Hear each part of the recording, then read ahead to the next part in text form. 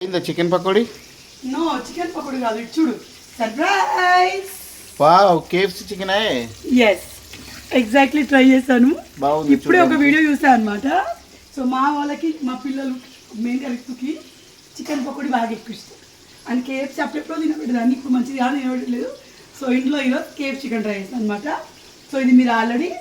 చూసారు ఎలా వేసారు అక్క అంటే నేను ఫుల్ వీడియో ఏం తీయలేదు ఇది ఇంకొంచెం ఫ్రై చేస్తే కరెక్ట్ గోల్డిష్ కలర్ వస్తుంది అనమాట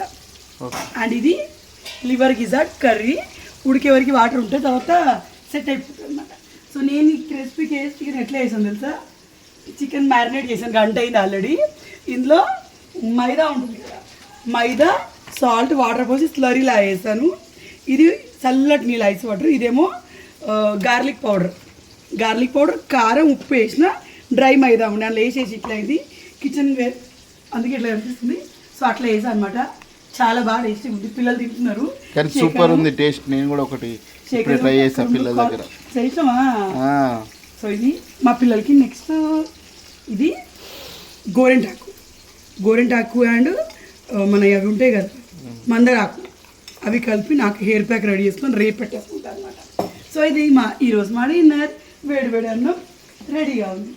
సో మీ డిన్నర్లో ఏం తిన్నారో కమెంట్లు చెప్పండి స్టవ్ రివ్యూ అడుగుతున్నారు రేపు వీడియోస్ బాయ్